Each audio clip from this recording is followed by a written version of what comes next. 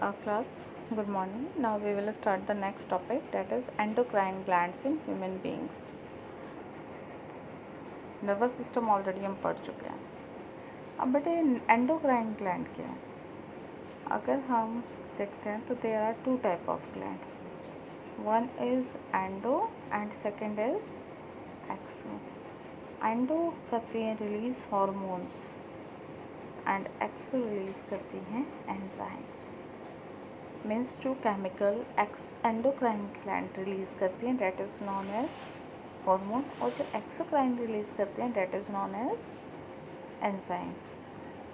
Second क्या difference है? Endocrine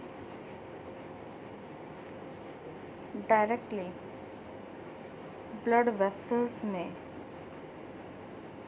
release करता है. मीन्स जो केमिकल्स होते हैं वो डायरेक्टली ब्लड वेसल्स में रिलीज करता है और ब्लड वेसल्स के साथ टारगेट साइट पे जाता है. मीन्स ब्लड के साथ वो टारगेट साइट पे जाता है. और इन्हें हम डक्ट लेस ग्लैंड्स भी बोलते हैं, क्योंकि इनमें कोई डक्ट या जैसे अगर ये ग्लैंड है तो ट्यूब लाइक स्ट्रक्चर नहीं होता है जो टारगेट साइट पे एंजाइम्स को केमिकल्स को हार्मोन्स को रिलीज़ करा सके. So they are called the ductless. But exocrine में क्या होता है? एक्सोक्राइन में डक्ट्स होती हैं. सो जो केमिकल रिलीज होता है that release directly to the target site. Now what is target site? Target site body का वो पोर्शन है, बॉडी का वो पार्ट है जहाँ पे उस एंजाइम या हार्मोन को एक्शन करना है. मीन्स जो केमिकल हमारे ग्लैंड्स रिलीज़ करते हैं जहाँ उनका मेनली एक्शन होना है, that is called target site.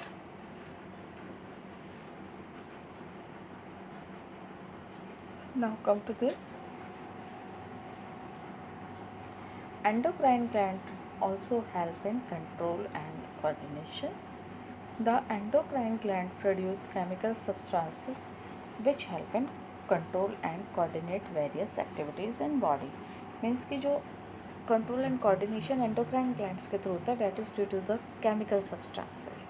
और वो chemical substances क्या हैं? That is hormones. And main जो एंडोक्राइन ग्लैंड्स हैं हमारी बॉडी के, जो one is pineal, hypothalamus, pituitary, thyroid, parathyroid, thymus, adrenal, pancreas, testis and ovaries. Now come to the diagram. अब जो सबसे पहले आता है that is hypothalamus, pineal gland. Hypothalamus को हम बोलते हैं that is the gland of master gland, means that is the master of master gland. और pituitary gland को हम बोलते हैं master gland.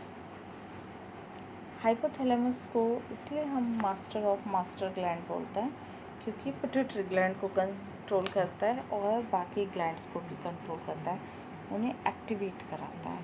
और pituitary gland को हम master glands बोलते हैं. मीन्स कि pituitary gland hypothalamus pituitary gland को एक्टिवेट करता है और पिट्यूटरी ग्लैंड बाकी सारे ग्लैंड्स को एक्टिवेट करता है.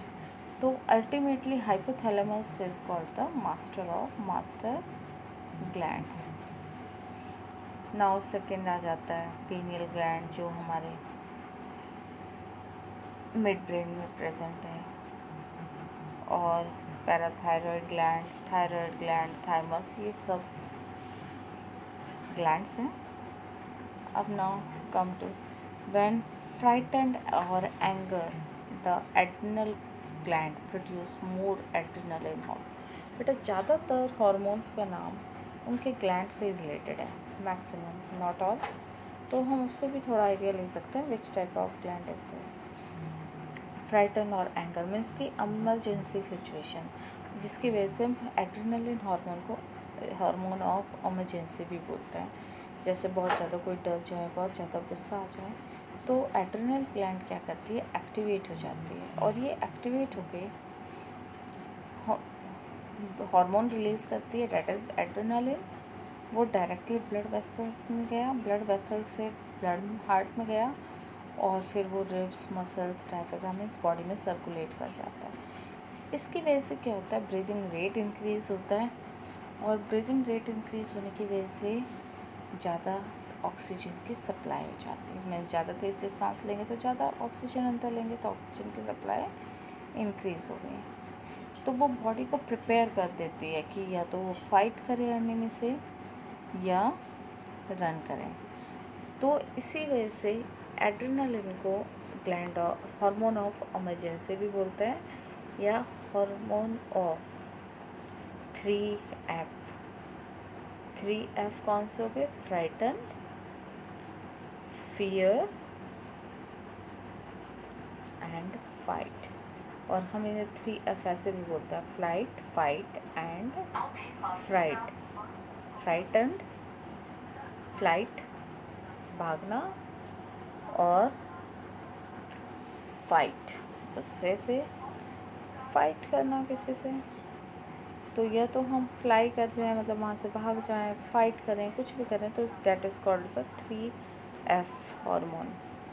नेक्स्ट दिया हुआ है iodine is needed by thyroid gland to produce the hormone thyroxine। Means thyroid gland क्या प्रोड्यूस कर रहा है? Thyroxine. Thyroxine control the metabolism of carbohydrates, fat, protein and help in proper growth. इसकी डेफिशिएंसी में goitre हो जाता है। अब बेटा क्या होता है कि जो थायराइड ग्लैंड है, जो हार्मोन रिलीज़ किया थायरोक्सिन, ये जितने भी बॉडी में ये हमारे फैट्स, प्रोटीन्स, इन सबको मेटाबॉलिज्म में इनके हेल्प करता है। मेटाबॉलिज्म क्या होता है? इन्हें ब्रेक करने में हेल्प कर रहा है, क्योंकि हमारी बॉडी में ये फॉर्म तो नहीं हो रहे हैं। मेटाबॉलिज्म होता है फॉर्मेशन या ब्रेक डाउन, लेकिन यहाँ पे फॉर्म तो नहीं होता, तो इससे ब्रेक करता है और ब्रेक करके उन्हें यूटिलाइज़ कराने में हेल्प करता है। जब वो ब्रेक होंगे, सिंपल सब्सटेंसेस में जाएंगे तो ही वो यूटिलाइज़ हो सकता है। तो ये क्या करता है? उसे यूटिलाइज़ करने में हेल्प करता है।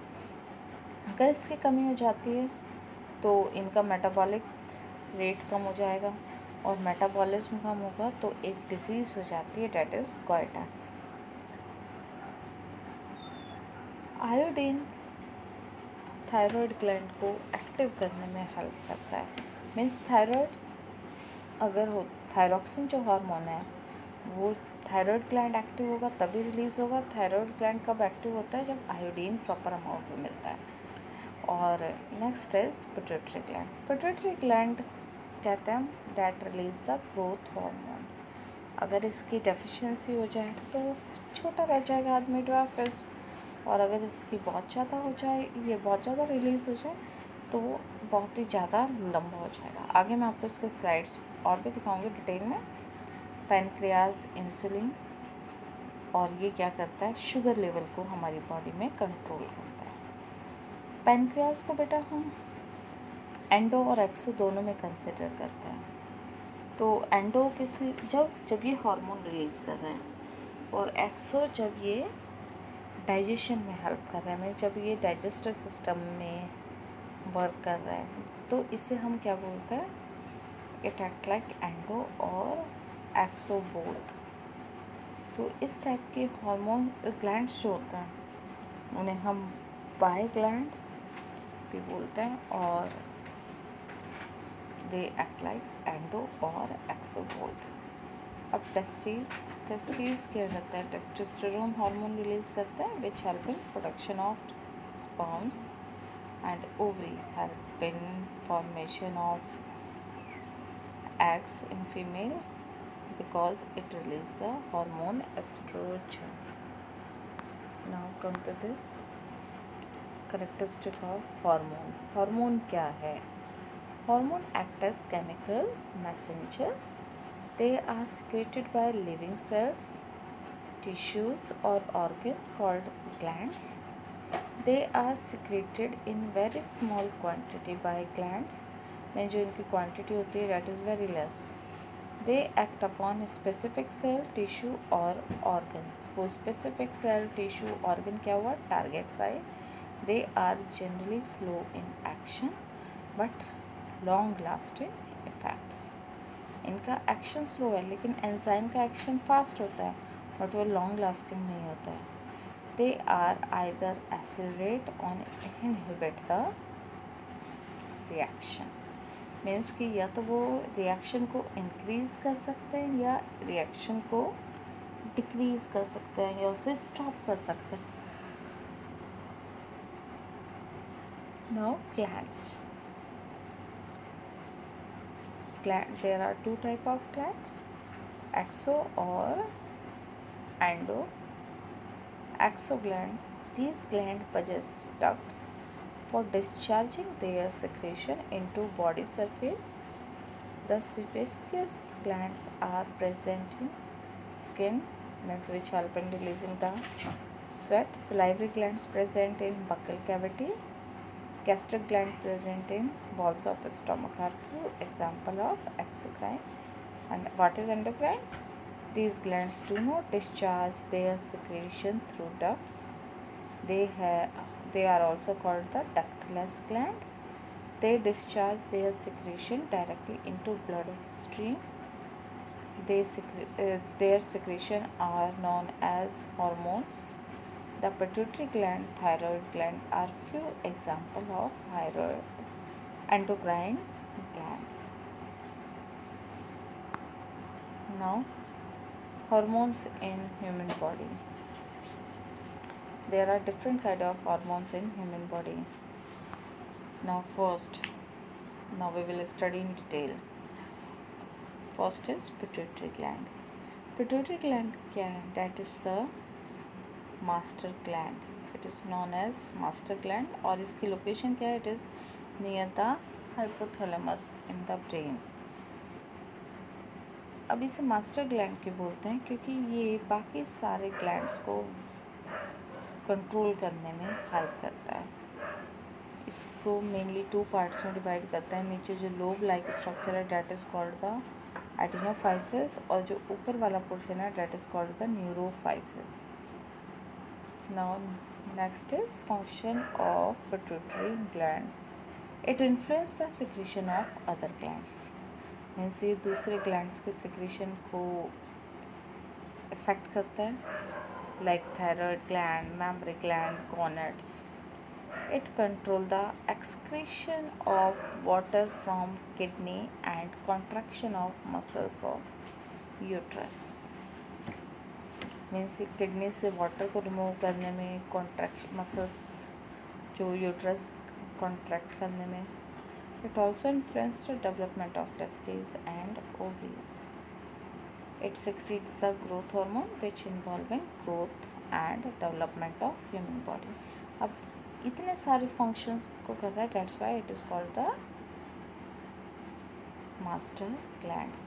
अब अगर इसका बहुत ज़्यादा ये रिलीज़ हो जाए किस चाइल्डहुड एज में या ग्रोथ एज में, जैसे एडोलेसेंस में, तो क्या होता है? एबनॉर्मल ग्रोथ हो जाती है. एंड वो abnormal growth, extra abnormal growth, that is called the giantism.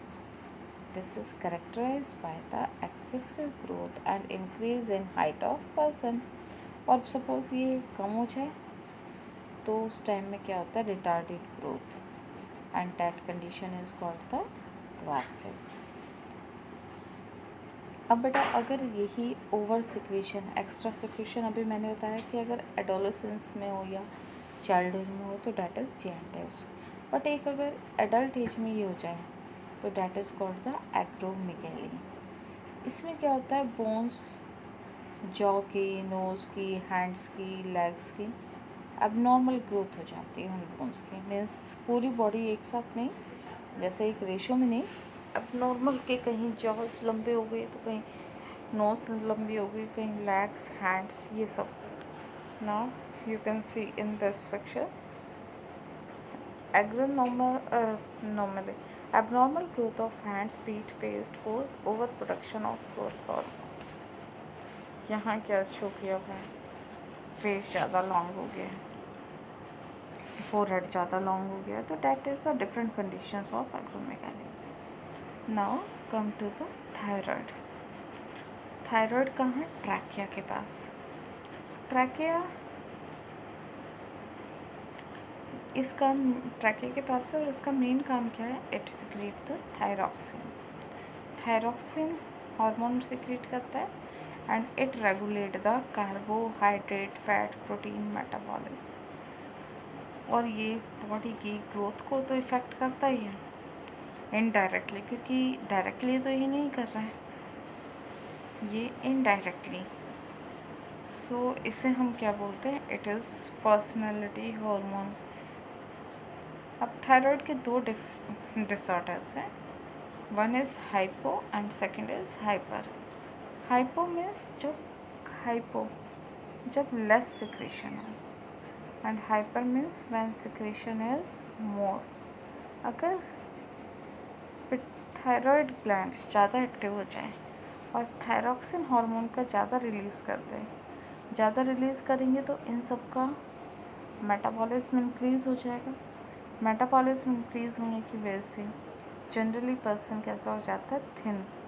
And अगर ये कम रिलीज़ होता है तो कम रिलीज़ होने की वजह से इनका मेटाबॉलिक रेट स्लो हो जाएगा और person become fat. General language में हम बोल देते हैं कि मोटे होने वाला थायराइड, पतले होने वाला थायराइड। तो ये चीज़ यही है कि अगर थायराइड ज़्यादा काम करने लगे तो पर्सन बहुत पतला हो जाता है, और अगर थायराइड कम काम करने लगे तो पर्सन थोड़ा फैटी हो जाता है, क्योंकि मेटाबॉलिक रेट स्लो हो जाता है। Now next is hypothyroidism. This is the condition जो अभी मैंने आपको पीछे बताई थी। The condition in which thyroid gland does not produce enough thyroxine to meet the normal requirement of body. This condition causes the abnormality simple like goiter, myxedema, cretinism. अब simple goiter क्या होता है? It is caused due to the deficiency of iodine in diet, result in swelling of neck due to the enlargement of thyroid glands. People living near the coastal region usually do not suffer from disease as sea water and soil are rich in iodine. People suffer from goiter are suggested to increase their intake of iodine with food and water. And solution भी साथ साथ है कि अगर वो नेक में swelling आ जाए तो जनरली इट इज़ गोइटर, और उसे क्योर करने का क्या तरीका है कि फूड में इनटेक इंक्रीज़ कर दें आयोडीन की। नाउ मायोक्सिडेमा, ये जनरली एडल्ट्स में थायराइड ग्लैंड की एक्टिविटीज़ को, मतलब उसकी एक्टिविटीज़ अगर लो हो जाए तो लो होने की वजह से मेटाबॉलिक रेट भी लो हो जाएगा, और किसी वजह से मेंटल और फिज़िकल बैलेंस भी डिस्टर्ब हो जाता है। बहुत ज़्यादा वेट बढ़ जाता है, thickening of skin, lower the heart beat, और इसमें प्रॉपर डोज थायरॉक्सिन की पेशेंट को देते हैं which control the hypothyroidism. Now next is cretinism. ये बच्चों में होता है। अगर बच्चे में का थायराइड ग्लैंड प्रॉपर फंक्शन नहीं करता है तो उसकी ग्रोथ प्रॉपर नहीं होगी, रिटार्डेड मेंटल डेवलपमेंट होगी और डिफेक्टिव टीथ होंगी और लूज स्किन में दिस टाइप ऑफ सिम्टम्स आता सिम्टम ऑफ क्रेटिनिज्म। इसमें भी प्रॉपर ट्रीटमेंट अगर टाइमली हो जाता है तो it can be controlled, otherwise it can not be controlled. Now next is hyperthyroidism. Hyperthyroidism में क्या है, एक्सेसिव सिक्रीशन हुआ और बहुत ज़्यादा सिक्रीशन होने की वजह से मेटाबॉलिक रेट इंक्रीज़ हुआ। मेटाबॉलिक रेट इंक्रीज़ हुआ तो हाई बीपी हुआ, नर्वस टेंशन हुई और वेट लॉस हुआ, फैटीग मीन्स कि थोड़ा। तो ये भी क्या होता है कि प्रॉपर ट्रीटमेंट, प्रॉपर ट्रीटमेंट देते हैं जिससे कि थायरॉक्सिन का थोड़ा से फंक्शनिंग स्लो डाउन हो जाए, it can be controlled. Now next is parathyroid gland. Parathyroid gland कहाँ होता है, थायरॉयड ग्लैंड के साथ में ही अटैच होता है, और ये क्या करता है, बोन हमारी बॉडी में कैल्शियम के लेवल को मेंटेन करता है, मीन्स कि it help in metabolism of calcium. अब कैल्शियम अगर हमारी बॉडी में कम होगा, अगर ये भी ज़्यादा वर्क करने लगे तो हमारी बॉडी की कैल्शियम में कैल्शियम कम हो जाएगा और बोन्स वीक हो जाएंगे, दे कैन ब्रेक। और अगर इसका कम सिक्रीशन हो तो बोन्स डिफॉर्म्ड, मीन्स बोन्स की शेप चेंज हो जाएगी। बोन्स वीक होना और शेप चेंज होना मीन्स कि एक में शेप चेंज हो गई कि कहीं भी अब नॉर्मल ग्रोथ हो गई जॉइंट्स पे, या कहीं भी बोन्स का एक्सेसिव डिपोजिशन हो गया कैल्शियम का। और अगर वो कम से ज़्यादा सिक्रेट हो रहा है तो बोन्स में कैल्शियम की डेफिशिएंसी हो जाएगी and bones can be break. Now next is adrenal glands. Adrenal glands क्या रिलीज करती हैं? Adrenaline. That hormone is adrenaline.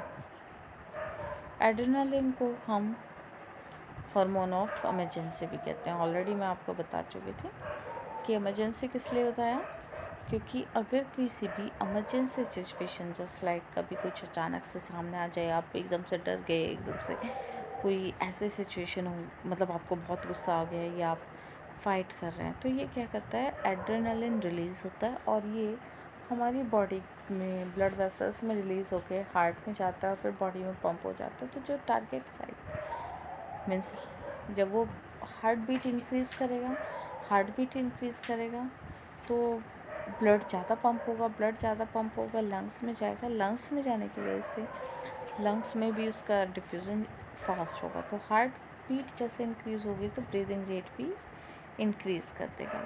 Breathing rate increase करने की वजह से ऑक्सीजन की सप्लाई ज़्यादा हो जाएगी और ऑक्सीजन सप्लाई होने के बाद जो एनर्जी ऑक्सीजन सप्लाई से मिलनी थी, that can be used in fighting, flying means running और handling the situation.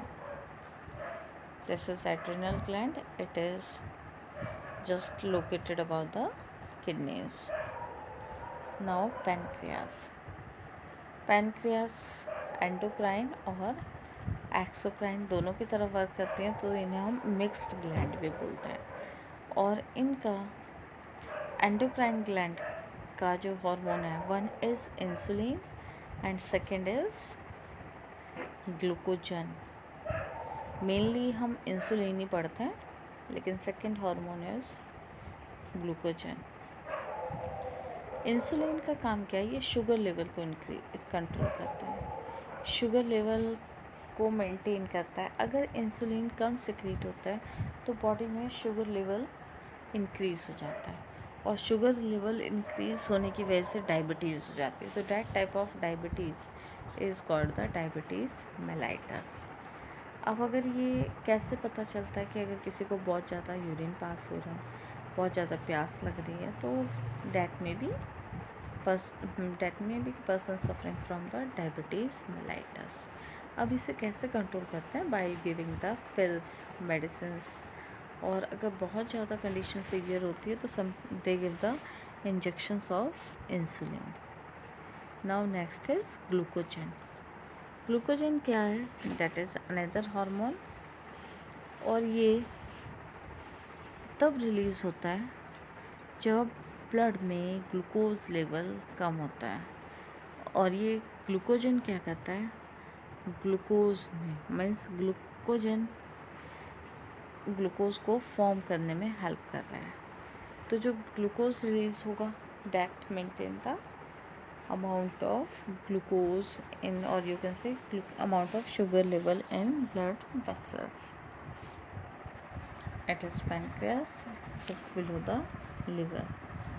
Now next is gonads. Gonads are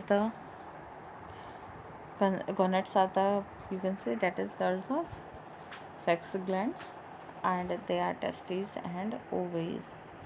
They involve in forming the gametes. और gametes कौन से हुए? Eggs and sperms. They help in formation of eggs and sperms and they produce the hormones. Testes secrete testosterone and ovaries secrete the estrogen and progesterone. जो testes होती है that is considered as male hormone and ovary is estrogen or progesterone is considered as female hormone. Now come to the function. Testosterone is responsible for growth and development of male secondary sexual characters. अब बेटा secondary sexual characters क्या होते हैं? Primary characters और secondary sexual characters. कुछ characters by birth होते हैं. By birth means कि by which you can identify कि बेबी इज बॉय और girl.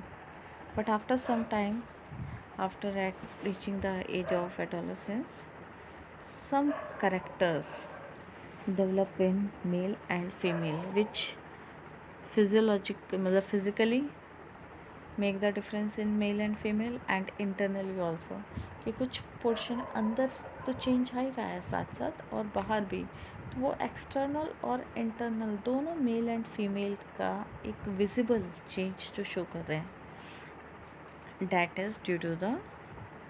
that is called the secondary sexual characters, जो एक पर्टिकुलर एज के बाद रिलीज फॉर्म होता है. जैसे बॉयज़ की वॉइस चेंज होना, बॉयज़ का मूछें आना, that is the secondary sexual characters. और अगर इसकी कम डेफिशिएंसी हो जाए या हार्मोन कम रिलीज़ होता है तो आप कह सकते हो कि मस्कुलाइन करेक्टर्स प्रॉपर डेवलप नहीं होंगे. मीन्स कि जो मेल करेक्टर्स हैं they will not develop properly. Now next is oestrogen.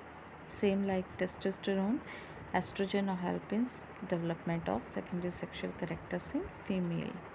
And example is development of mammary glands. Mammary glands का डेवलपमेंट जो होता है that is the secondary sexual character of female.